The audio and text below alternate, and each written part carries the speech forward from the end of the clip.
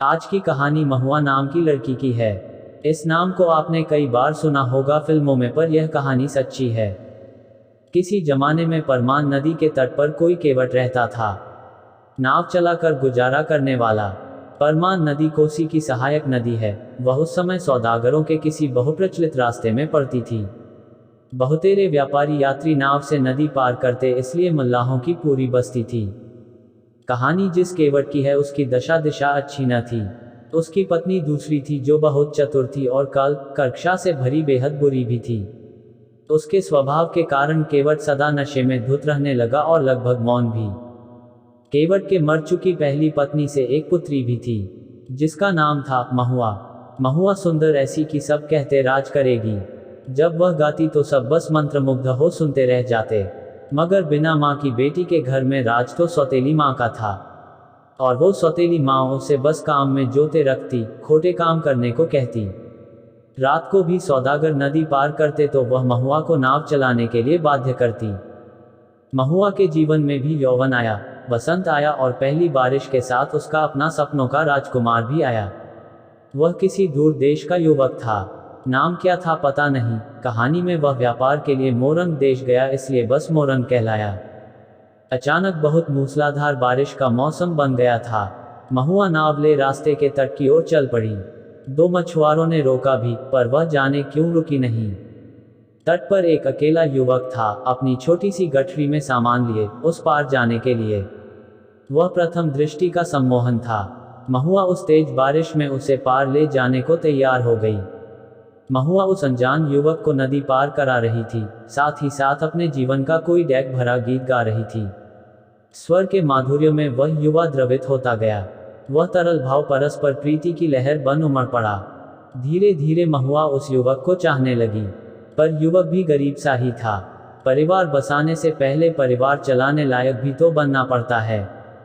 फिर महुआ की सौतेली माँ बिना धन लिए उसे किसी को न देती। युवक ने परिचय लिया दिया। उसने महुआ को वचन दिया, वह व्यापार करने निकला है, परदेश जाएगा मोरंग, और जब लौटेगा उसके पास 7 पालों वाली नाव होगी, अर्थात नदी से दूर सागर का जहाज होगा। पुरुष की महत्वाकांक्षा स्त्री मन में सदा आशंका जगाती रही है। महुआ ने पूछा, जाओगे तो जाने कब लौटोगे, तब तक मेरा जाने क्या होगा। मोरंग ने विश्वास दिलाया, जब ये गर्मियों की तपिश खत्म होगी और फिर बारिश के चौमासे बीतेंगे, जब सर्दियों के मौसम ठिठुर कर बीतेंगे, फागुन की हवाओं संग मैं लौटूंगा। रंगीन पालों वाली नाव लिए, एकदम सतरंगी। महुआ ने कहा, इतना वक्त नहीं है, अगर तुम कार्तिक तक नहीं तो अगहन तक मेरी माँ मुझे कहीं पैसे लेकर दे आएगी। मोरंग ने कहा, मैं फिर कार्तिक तक अवश्य आऊंगा। तब गुलाबी ठंड की कुहास में तुम्हारे गालों के आंसू पोंछ उन पर गुलाबी उजास लाऊंगा। यह मेरा अपना प्रण भी है और तुमसे वचन भी।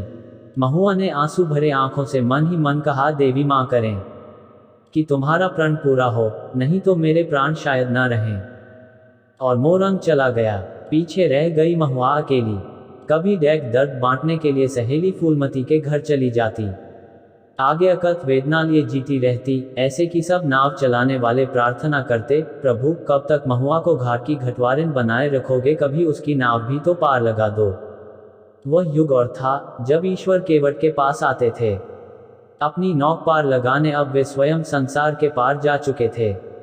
इतने दूर की किसी की पीर सुनने हरने नहीं आते।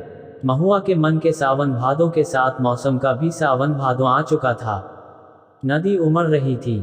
रात को अचानक सौतेली माँ ने जगाया, जा दूर देश के सौदागर हैं, नदी पार करा दे, इस बारिश में वे कहाँ रुकेंगे।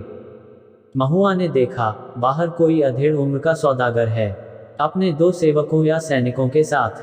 माँ के इस प्रेमपूर्ण आग्रह पर उसे विस्मय हुआ और कुछ संदेह भी हुआ कि जिसके मुंह से आज तक मीठे बोले न फूटे, वो आज अमृत वर्षा कैसे कर रही है।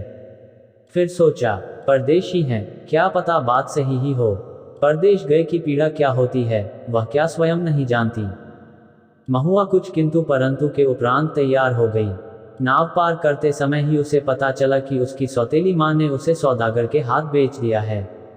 सेवकों में से एक ने महुआ के हाथ से पतवार ले ली और दूसरे ने महुआ को धक्का देकर सौदागर के पास बिठा दिया।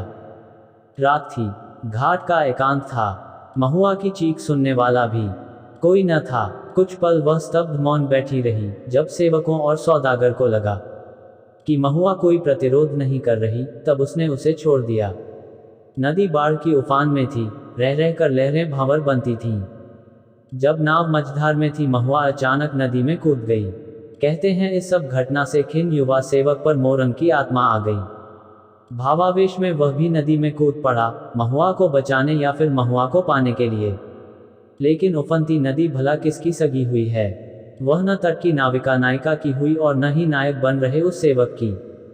आगे कथा कुछ नहीं, बस दोखांत है। मोरंग जब सतरंगी पाल वाली नौक लिए लौटा होगा, तो वहां घाट पर बस महुआ की गंध होगी, सदा के लिए घटवारिन बनी महुआ की।